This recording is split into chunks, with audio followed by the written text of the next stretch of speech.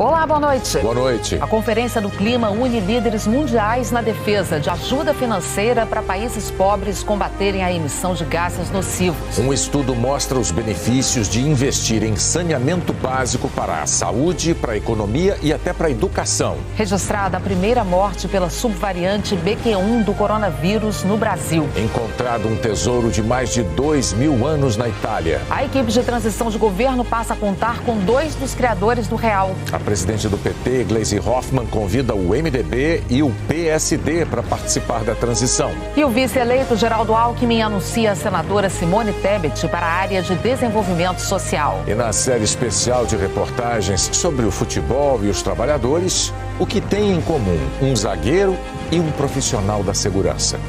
O Jornal Nacional está começando. De líderes mundiais reunidos na Conferência do Clima das Nações Unidas pediram hoje o envio de mais ajuda financeira aos países pobres.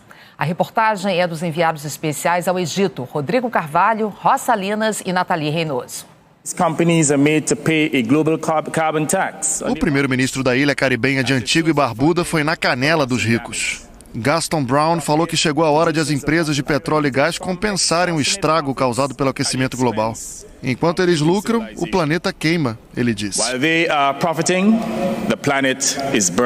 Brown falou em nome de uma aliança de pequenos países formados por ilhas que podem ser engolidas pelo aumento do nível dos oceanos.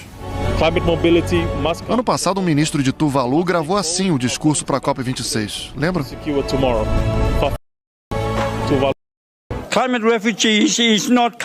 Hoje, o primeiro-ministro Kausea Natano lembrou que os refugiados climáticos ainda não são protegidos por convenções internacionais. É a primeira vez que o financiamento aos países pobres entra na agenda oficial. O Egito, anfitrião dessa COP27, anunciou um plano global para arrecadar 300 bilhões de dólares por ano. Por enquanto, é só uma ideia no papel. O enviado da China, segundo país que mais polui no mundo, anunciou mais uma: o plantio de 70 bilhões de árvores na próxima década. A presidente da Comissão Europeia adaptou as palavras de ontem do secretário-geral da ONU. Let us not take the highway to hell.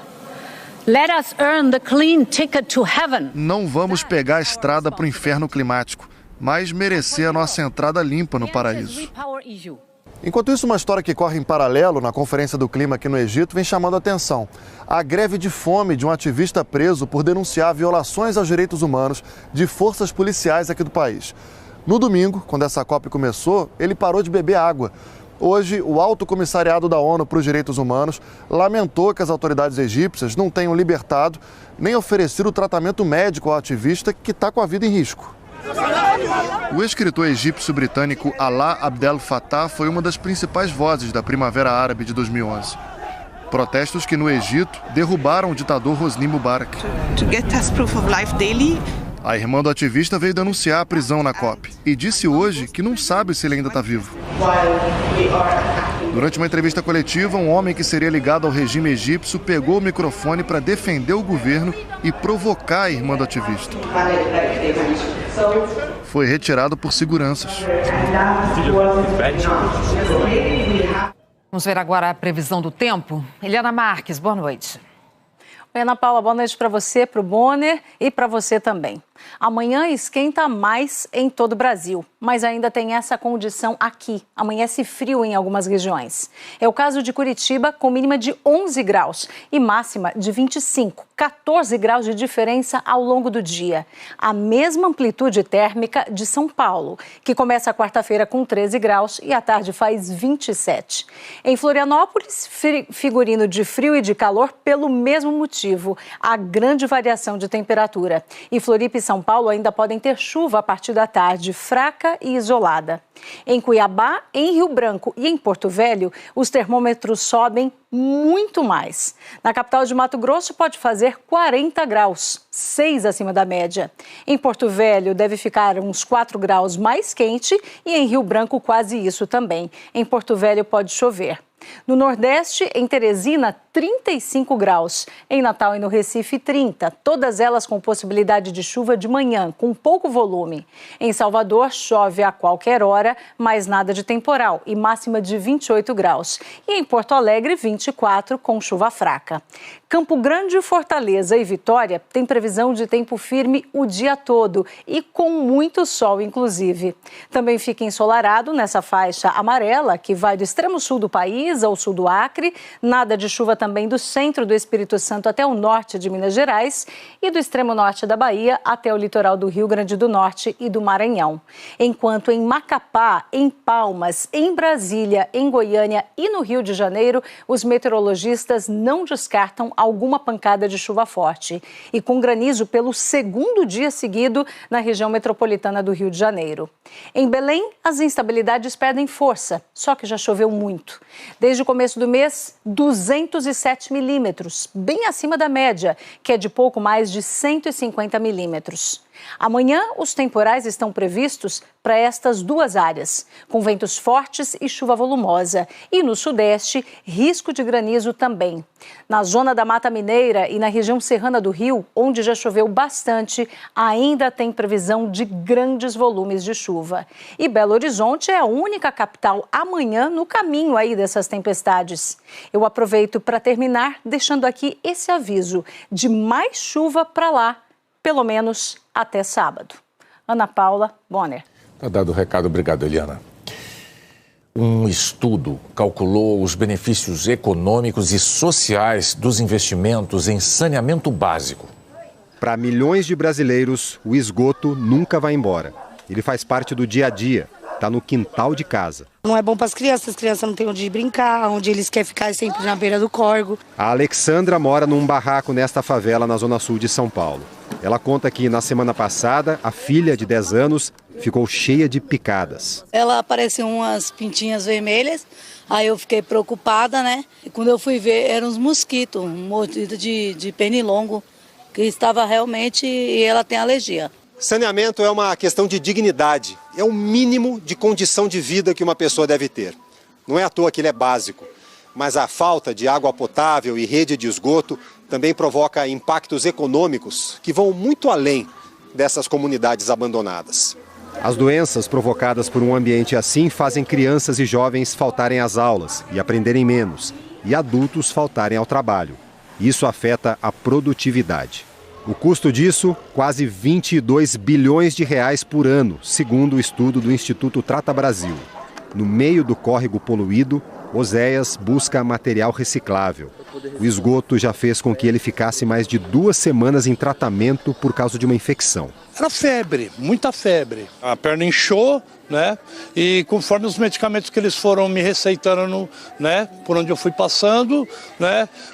Melhorou, mas não solucionou. Os gastos com saúde por causa da falta de saneamento passam de 1 bilhão de reais por ano. O problema também afeta o turismo, que perde por ano 4 bilhões de reais. Várias praias, principalmente das capitais brasileiras, nós tivemos perda de atratividade do turismo, perda de renda, porque houve uma deterioração.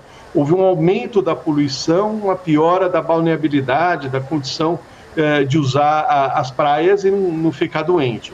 O estudo ainda considera que os imóveis de áreas sem saneamento se desvalorizam e que a construção da infraestrutura para levar água e coleta de esgoto a todo o país movimentaria a economia, geraria empregos e arrecadaria impostos.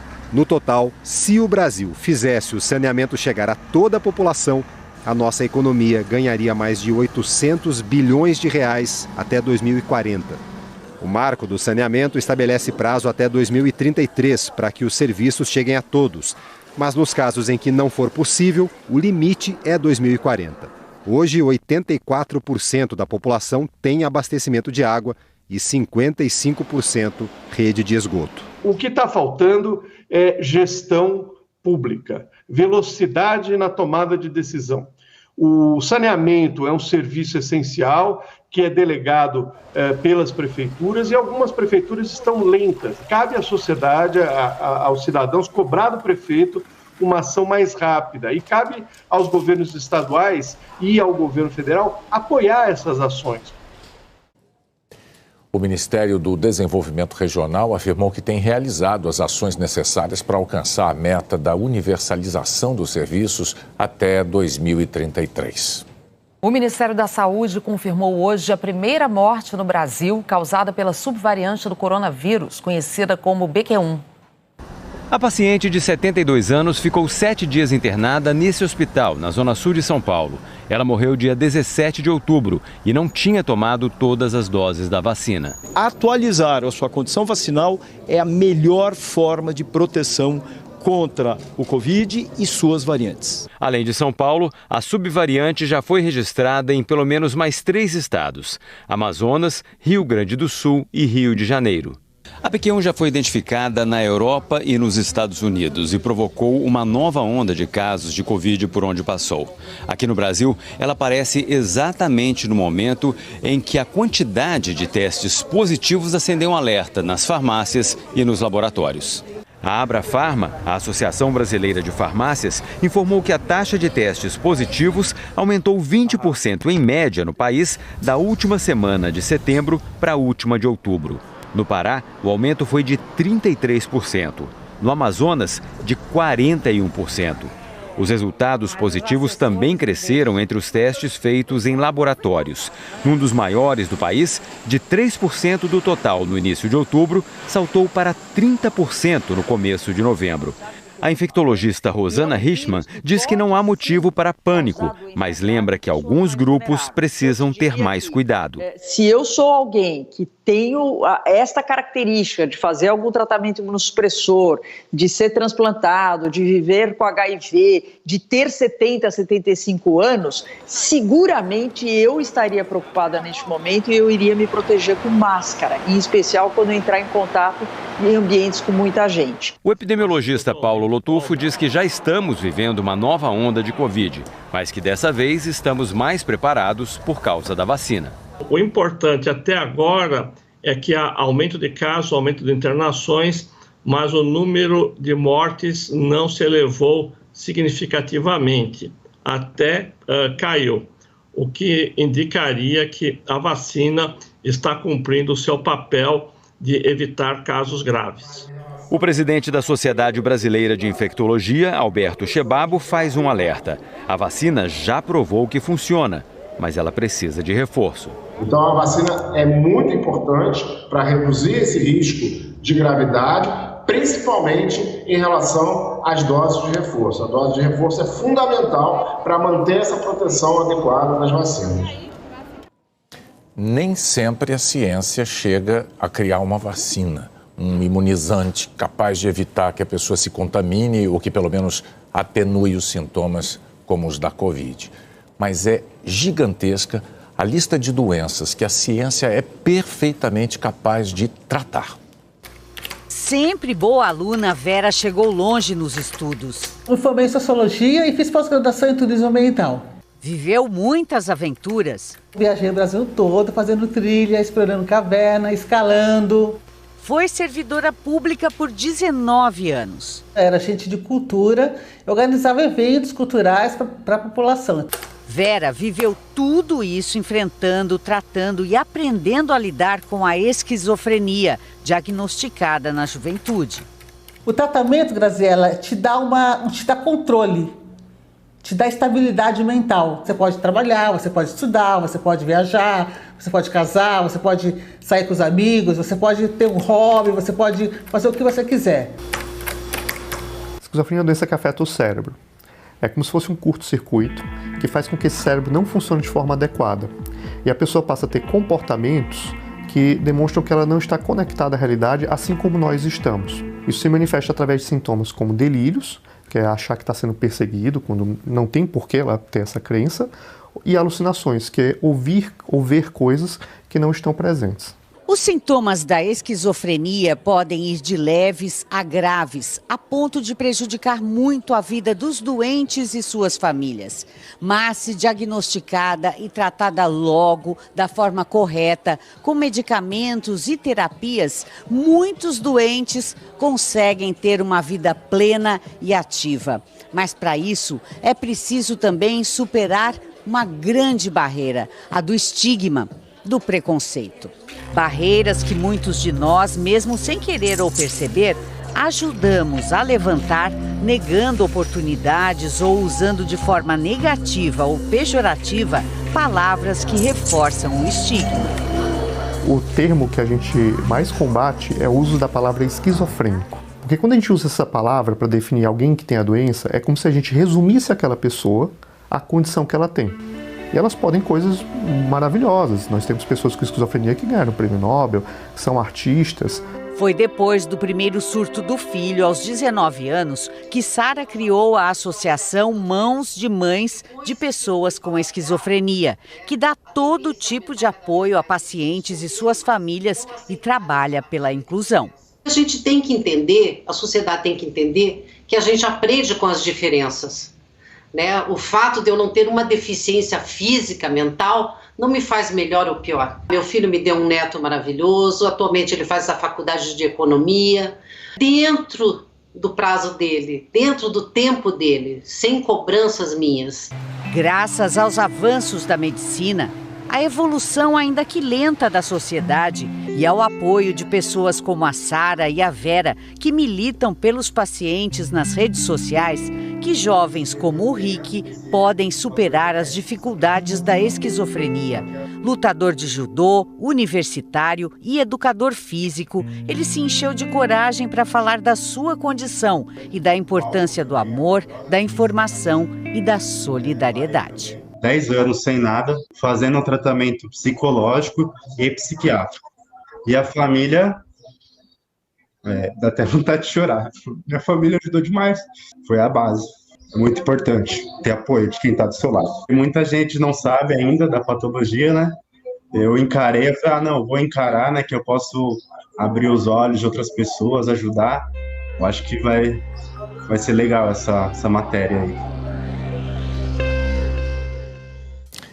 Então, alguns dias atrás, no domingo do segundo turno da eleição, houve um momento em que eu, por ignorância, usei a palavra esquizofrenia como se fosse um sinônimo para uma explicação confusa que eu tinha tentado fazer. Felizmente, eu fui alertado para o erro. Essa reportagem é uma forma de me retratar pelo meu erro pessoal e também a nossa maneira de ajudar a combater a falta de informação. A iniciativa solidária de alguns brasileiros tem ajudado milhares de estudantes a se preparar para o Enem. Juliane é o orgulho de uma família que nunca teve alguém na universidade. Ela participou de um curso preparatório para o Enem no Rio, onde os alunos são de baixa renda. E o resultado foi espetacular. Juliane passou para o concorrido curso de medicina em 2 faculdades públicas. Eu passei para a UERJ e passei para medicina na UFRJ, né? Isso foi uma grande conquista, assim. Nem eu imaginava que eu conseguiria alcançar isso. Então, o cursinho, ele, sem dúvidas, ele foi muito importante nessa trajetória. Há 4 anos, essa escola particular da Zona Oeste do Rio abriu espaço para estudantes de baixa renda. Aqui nesta sala, todos os alunos são bolsistas, mas recebem os mesmos conteúdos que os estudantes de famílias que podem pagar as mensalidades. Como urbanização, industrialização, globalização e economia mundial. O curso foi criado há 4 anos pela instituição e atende alunos que vieram de escolas públicas. Condição de ter a oportunidade de ter uma base boa para poder estudar é perfeito. Ter tempo também, isso tudo eu não teria sem a bolsa, né? Se eu não tivesse essa oportunidade, se eu não tivesse essa bolsa, provavelmente não ia conseguir fazer uma prova decente, uma prova bonita, né? Português e matemática são grandes desafios, eles vêm com uma defasagem muito grande, até mesmo numérica, de escrita, de produção. A partir desse curso a gente tem 15 aprovações nos últimos anos e esse ano a gente acredita que tenhamos mais 15 aprovações. Eu quero ser engenheira da computação e aí eu estou me preparando para isso. Vai dar certo? Vai, já deu certo. Vem da Paraíba, outro exemplo bem-sucedido de preparação gratuita para o Enem. As aulas de segunda a sábado são dadas à distância pela internet, com tradução em libras. Apenas este ano, são 15 mil alunos inscritos. Agora a gente vai aqui para o quadro para ilustrar bem, você anotar aí no seu material. O que a gente quer é dar condições de igualdade para que todos os alunos tenham um bom desempenho na prova e consigam realizar aí a tão sonhada aprovação e ingresso no ensino superior. De volta ao Rio, olha aí a Juliane visitando o cursinho para dar uma força aos colegas nesta reta de chegada do Enem. A gente compartilha de, talvez, dificuldades bem parecidas, né? Dificuldades financeiras e outras também. Eu sempre digo que é um processo, né? E cada pessoa tem o seu tempo. Não desistam, que vale a pena. A seguir, a confirmação de nomes de integrantes da equipe de transição de governo. Na área de desenvolvimento social, a senadora do MDB, Simone Tebet. Um acordo do Ministério Público Federal e o município de Miranda do Norte, no Maranhão, vai devolver mais de 7 milhões de reais ao Fundo Nacional de Saúde. A cidade recebeu dinheiro do orçamento secreto com base em informações de internações e consultas inexistentes. Em outubro, a Polícia Federal prendeu os irmãos Roberto e Renato Rodrigues de Lima. Uma empresa deles enviava os dados falsos ao SUS. A Justiça Federal bloqueou 90 milhões de reais de fundos de saúde municipais no Maranhão. O MPF investiga operações suspeitas em outros 43 municípios maranhenses. Nós não conseguimos contato com a defesa de Roberto e Renato Rodrigues de Lima. O vice-presidente eleito Geraldo Alckmin anunciou que André Lara Rezende e Pércio Arida, que participaram da criação do Real, vão fazer parte da equipe de transição.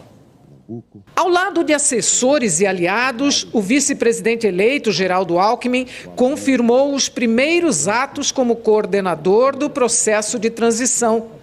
Alckmin assinou 3 portarias, uma delas nomeando integrantes do gabinete que prepara as medidas do futuro governo. O presidente Lula deixou claro que a transição, os que vão participar da transição, não tem relação direta com o ministério, com o governo. Podem participar, podem não participar. O que é mais urgente é a questão social. Essa é mais urgente. Então, garantir o Bolsa Família de R$ 600. O coordenador técnico, o ex-ministro Aloysio Mercadante, vai trabalhar com 31 grupos divididos por áreas, como educação, saúde e meio ambiente. O coordenador executivo, Floriano Pêsaro, vai cuidar da área administrativa. A coordenadora política, Gleisi Hoffmann, da articulação com os partidos. E a futura primeira-dama, Rosângela Silva, Janja, vai coordenar a organização da posse presidencial. Novas nomeações serão anunciadas nos próximos dias. A de 2 grupos técnicos saiu hoje. De assistência social, com Simone Tebet, senadora do MDB e ex-candidata à presidência, Márcia Lopes, ex-ministra do Desenvolvimento Social e Combate à Fome do governo Lula, Tereza Campelo, ex-ministra da mesma pasta no governo Dilma, idealizadora dos programas como o Bolsa Família, e André Quintão, deputado estadual do PT em Minas Gerais. De Economia, André Lara Rezende e Pércio Arida, que participaram da criação do Plano Real. Guilherme Melo, economista da Unicamp. Nelson Barbosa, ex-ministro da Fazenda do governo Dilma. Alckmin confirmou que o ex-ministro Guido Mantega vai participar de outro grupo técnico da transição, mas não disse qual. Mais cedo, em São Paulo, foi apresentado o coordenador do Grupo Técnico da Educação. O nome de Henrique Paim, ex-ministro no governo Dilma, foi anunciado numa reunião que discutiu o processo de transição no MEC. No encontro promovido pelo ex-ministro da Educação, Fernando Haddad, estavam Neca Setúbal, da Fundação Tide Setúbal, Denis Minsny, da Fundação Lehman, e Priscila Cruz, do Todos pela Educação. Ainda em São Paulo, o presidente eleito Luiz Inácio Lula da Silva se reuniu com aliados e conversou por telefone com líderes internacionais. De lá, ele embarcou para Brasília. No Congresso Nacional, a presidente do PT, Gleisi Hoffmann, coordenadora da articulação política da transição, foi à liderança do MDB para convidar o partido a participar oficialmente da base de apoio de Lula. A indicação da senadora Simone Tebet para coordenar a área de desenvolvimento social foi outro passo para atrair o partido. Vai sentir grande disposição de nós caminharmos juntos, né, Baleia? Eu acho que, pelo bem do Brasil, da reconstrução do país, da normalização da política, acho que a gente tem que fazer essa unidade também governamental. O presidente do MDB afirmou que vai discutir o assunto com outros líderes, mas já indicou que o partido deve colaborar para aprovar promessas feitas por Lula. Todos nós temos que trabalhar para que haja o cumprimento de compromissos de campanha dos R$600 do Bolsa Família, do aumento real do salário mínimo e de outras questões que são relevantes e que há uma expectativa muito grande por parte da população. Gleisi Hoffmann comemorou o acordo para que o PSD participe do governo de transição. Acabo de sair de uma ótima conversa com o presidente do PSD, Gilberto Kassab. Levei o convite para que o PSD integre o governo de transição e o conselho político. Kassab já afirmou que considera natural a aproximação com o governo do PT. Ele articula uma frente ampla pela reeleição de Rodrigo Pacheco para a presidência do Senado. Assim, o Conselho Político do Governo de Transição passa a ter 12 partidos. E com o possível apoio do MDB, a base no futuro Congresso poderá chegar a 228 deputados e 36 senadores. O presidente do PL, Valdemar Costa Neto, anunciou que o partido, com 99 deputados, maior bancada da Câmara e 15 senadores, fará oposição ao governo Lula e que convidou Jair Bolsonaro para coordenar esse trabalho como presidente de honra do PL. A preocupação imediata do futuro governo é buscar recursos no orçamento do ano que vem para pagar as promessas de campanha feitas por Lula, como o Bolsa Família de R$600 e o aumento real para o salário mínimo. Por isso, o vice-presidente eleito, Geraldo Alckmin, se reuniu com o presidente da Câmara, Arthur Lira, do Progressistas, e em seguida com o presidente do Senado, Rodrigo Pacheco. Alckmin também discutiu o tema com o presidente da Comissão Mista de Orçamento, deputado Celso Sabino, do União Brasil, e com o relator-geral do Orçamento, senador Marcelo Castro, do MDB. Os americanos foram às urnas nesta terça-feira escolher deputados, senadores e governadores. Filas, apesar de o voto não ser obrigatório. O eleitor sabe que é importante. A disputa é entre o Partido Democrata do presidente Joe Biden e o republicano do ex-presidente Donald Trump. Os americanos votaram para eleger 36 dos 50 governadores, além de deputados federais e senadores. Gregory Worrell, professor de ciência política da Universidade Columbia, explica que o padrão histórico desfavorece os democratas. Desde a Guerra Civil de 1865, só em 3 eleições os presidentes que ocupavam a Casa Branca não perderam cadeiras na Câmara dos Deputados. E é o que deve acontecer. A Câmara Federal tem 435 deputados. Atualmente, a maioria é democrata, mas as pesquisas indicam que os republicanos devem virar esse placar. O professor Greg diz que pode ficar muito difícil para Joe Biden aprovar projetos de sua agenda nos próximos 2 anos de mandato. A grande dúvida é sobre a escolha dos americanos para o Senado, que hoje também é controlado pelos democratas. Só 1/3 das vagas está em jogo nesta eleição. Com isso, basta uma pequena vantagem nas urnas, em estados considerados chave para conquistar a maioria. Pesquisas mostram que a disputa vai ser voto a voto. Hoje, o Partido Democrata tem 48 senadores, mas leva vantagem porque soma o apoio de 2 independentes e o voto de desempate da vice-presidente Kamala Harris. Os republicanos ocupam 50 das 100 cadeiras do Senado, ou seja, só precisam conquistar uma vaga a mais para chegar à maioria. O país está de olho em 4 estados onde a disputa está indefinida: Pensilvânia, Geórgia, Arizona e Nevada. Uma vitória ou derrota nessas corridas pode decidir o controle no Senado. Gregory Worrell avalia que neste ano temas como economia pesaram na decisão do eleitor, mas que muitas vezes as eleições de meio de mandato sinalizam apenas a rejeição ao partido que está no poder.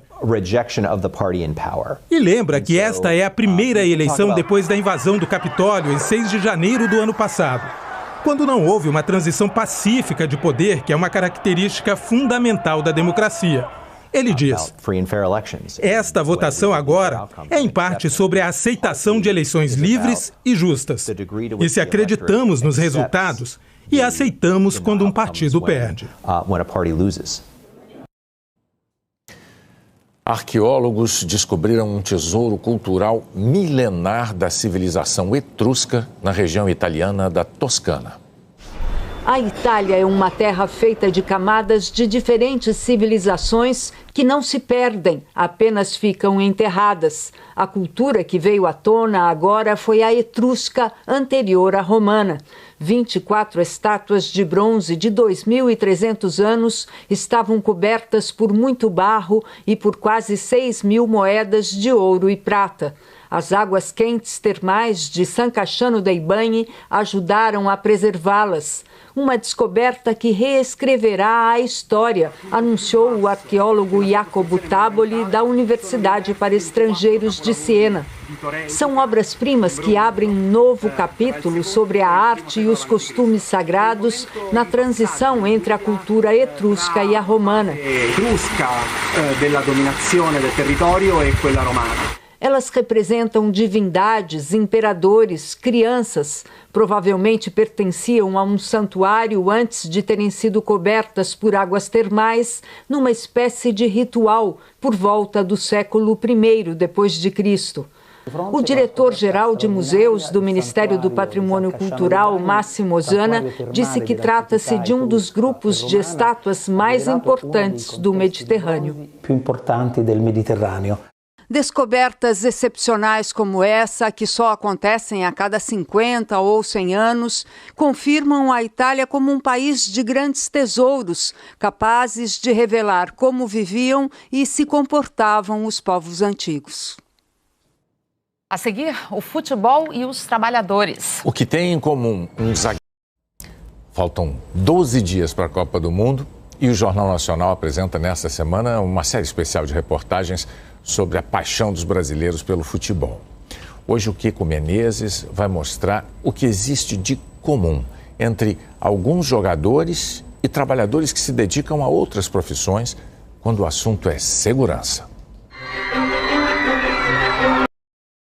Tomei cotovelada, já tomei unhada no pescoço. E eles chegam muito eufóricos.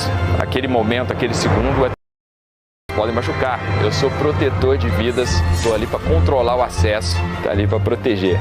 O xerife? Eu gosto de chegar mais junto, é o meu estilo de jogar, assim. Estou controlando o acesso da área ali e ninguém entra, cara. Diego, 34 anos, goianiense, um defensor. Bonzinho. Mas para os outros, malvadão, né? Segurança e zagueiro.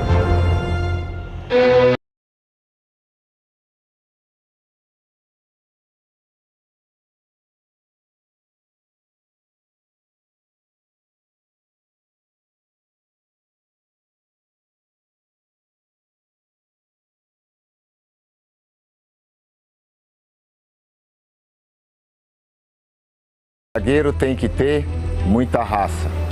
Segurança. Zagueiro tem que ser brabo. Seriedade, então isso acaba deixando você brabo, né? Os zagueiros que defenderão o Brasil no Mundial do Catar são o experiente Thiago Silva, do Chelsea, de 38 anos, será a 4ª Copa dele. Marquinhos, do PSG, 28 anos, vai para o 2º Mundial. E os reservas e estreantes, Éder Militão, 24 anos, do Real Madrid, e Bremer, 25 anos, da Juventus da Itália. Por mais que você seja considerado um dos melhores, por vezes o atacante ele passa. A gente trabalha para que ele não consiga esse êxito.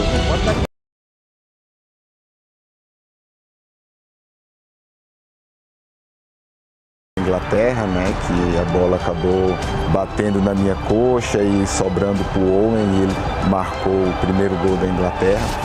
A quarta de final da Copa de 2002, quando o Lúcio acabou se tornando um dos destaques do time do Penta.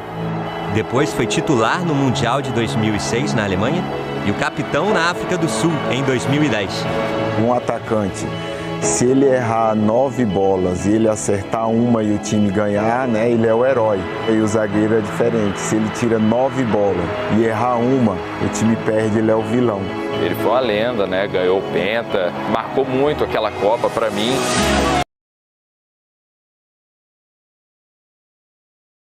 colocar uma estrelinha na camiseta da seleção brasileira.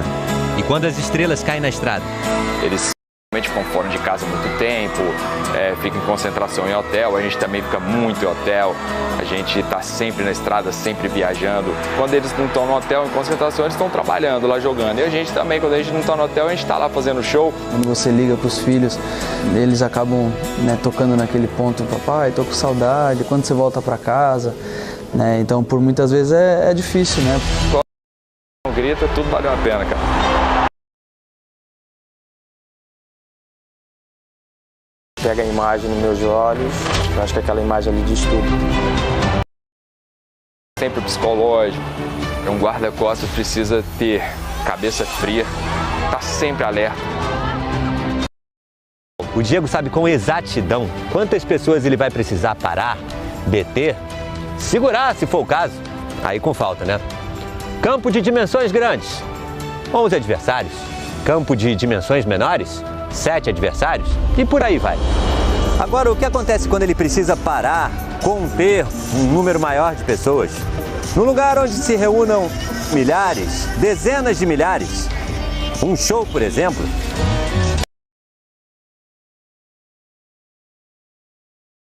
Barretos, São Paulo.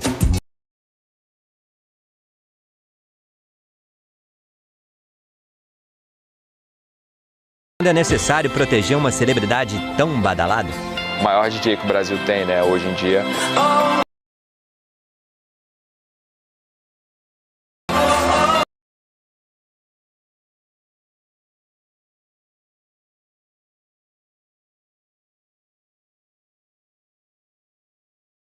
O mapinha, o mapa do palco, o mapa do camarim, onde que eu vou entrar, quais são as saídas, me planejo ali. E mapear também os atacantes adversários, tudo a gente analisa muito bem para não ter surpresas, né, ou limitar a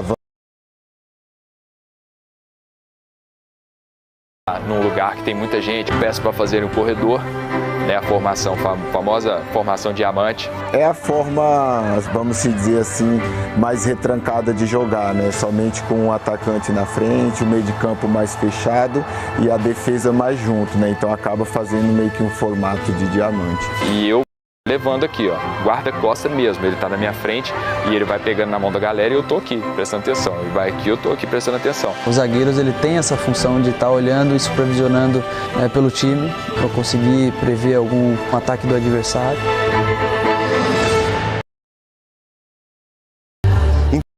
Apresenta, o Diego fica exatamente nessa posição, ao lado do artista.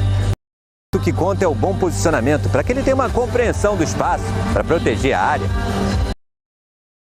O posicionamento é muito importante para um zagueiro estar defendendo bem a equipe e estar atento em tudo que acontece ao redor. Você tem uma responsabilidade muito grande, porque quando o atacante adversário fura teu bloqueio ou sua defesa ali, para as pessoas de fora a culpa foi sua, né? É um pouco semelhante, se um fã fura o bloqueio dele e chega com a pessoa que teoricamente teria que ser protegida por ele, a culpa é dele.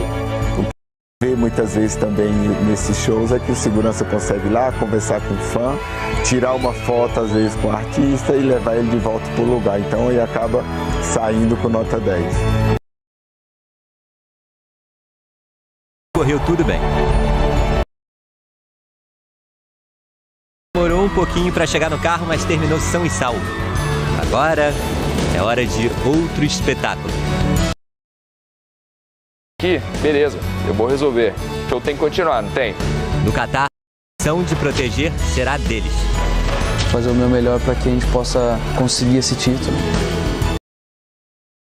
O mais feliz é quando a gente ganha e não sofre gol. Lá atrás teve bastante segurança, sabe? Thiago Silva é o nome dele! O Jornal da Globo é depois de Verdades Secretas 2. Uma boa noite para você. Boa noite, até amanhã.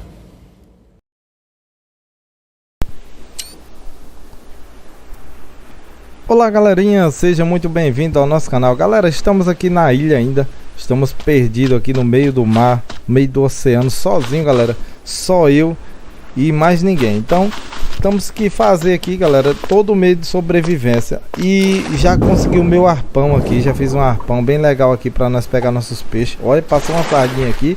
Vamos aproveitar pegar... Deu não, ó. Tentar pegar esse outro aqui também não deu. Ih, caramba, tô meio ruim para pescar, galera. Mas é assim mesmo, vamos pegando o jeito aí, né? Já já nós tá pegando bastante peixe. Então é o primeiro equipamento que eu fiz aí para estar conseguindo pescar, né? É o nosso arpão. Ó, encontrei um caranguejo aqui. Talvez seja mais fácil. Opa, consegui.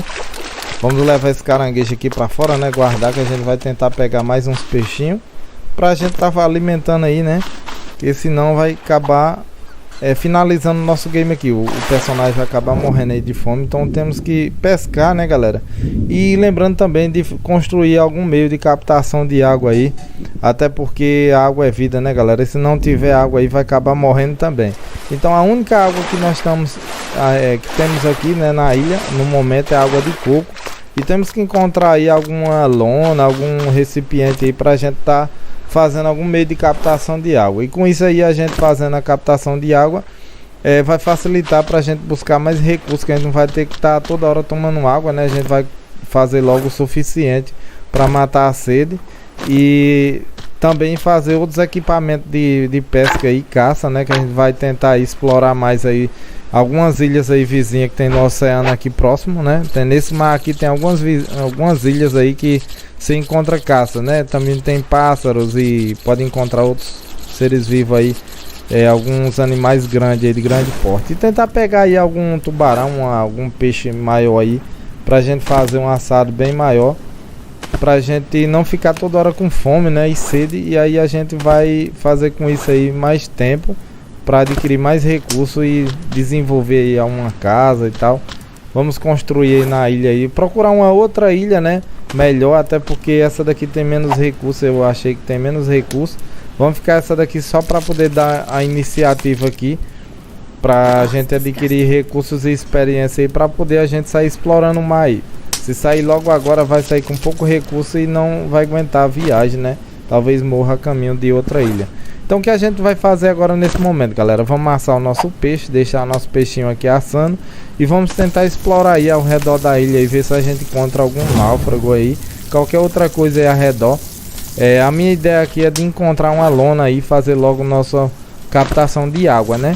Fazer nossa moringa de argila. Então para isso a gente precisa do meio de captação de água e também um forno para a gente estar fazendo a moringa aí. É o nosso reservatório de água, né? Que encontramos aqui um pé de planta, né? Aqui tem a nossa tela aqui, né? Essa tela que a gente pode utilizar para fazer tochas, galera. Mas se a gente encontrar alguma lamparina aí, né? Algum náufrago aí, já vai ajudar bastante. Até para a gente explorar também à noite, né? Encontrar algum recurso à noite. Ó, aqui tem uma carcaça aqui de um navio, mas não é isso aí. Lembrando que a argila a gente encontra aí na própria beira da praia aí, a gente vai encontrar algumas, tipo como se fossem umas rochas, né? Umas moitinhas, umas rumas, né? Tipo como se fosse uma pedra. E aí a gente vai fazer a nossa ferramenta depois para retirar a argila. Ó, tem um mastro ali. Aquele mastro indica aqui que tem alguma coisa, né? A gente sabe que tem alguma coisa quando sobe algumas borbulhas, né? Em direção ao mastro ou qualquer ponta que aparecer do navio que esteja naufragado. E a gente vai descer aqui, tentar encontrar alguma entrada aqui para estar aí buscando algum recurso. Só que eu me esqueci aqui, galera. Eu lembrei aqui que meu inventário tá cheio. Era para eu ter descartado as coisas. Infelizmente não vai dar para levar nada agora. Então vamos ver o que a gente encontra aqui. Depois a gente vai estar voltando para pegar. Ó, encontrei uma caixa aqui, ó, um sinalizador, um motor, né, uma peça de motor, uma lâmpada e uma fita isolante. Então a gente tá com o nosso inventário cheio, depois vai estar voltando aí. Ó, já tá com sede, ó, uma raia aqui, ó. Algum peixinho aqui, mas não vai pegar agora. A gente vai voltar, começou uma tempestade, galera, ó. Felizmente não vai dar para dar continuidade aí. A gente vai ter que sair do mar agora, que essa tempestade veio bastante forte, as ondas já estão levantando, ó. Senão aí vai dificultar a gente voltar para a ilha. Vamos voltar rápido aqui, para não ter risco aí de algum ataque de tubarão aí também, né, galera? No meio dessa tempestade a gente não vê ele aí. Então vamos voltar correndo para o nosso acampamento, depois a gente dá continuação, né? Levar aqui mais uma tela que a gente encontrou. Tem várias utilidades essa tela. Então é isso aí, galera. Depois vamos estar fazendo mais um capítulo aqui, né, da série do nosso Stranger Death, né? Que nem eu falei, galera, não sei bem pronunciar esse nome, se é Stranger Death ou Stranger Death, né? Várias pessoas pronunciam de forma diferente, é bem complicado. Então valeu, um abraço, fique com Deus. Pegar aqui um pouco aqui pra gente não ter água, já tá com sede. Tchau, tchau, gente, até amanhã, valeu, fui, gente.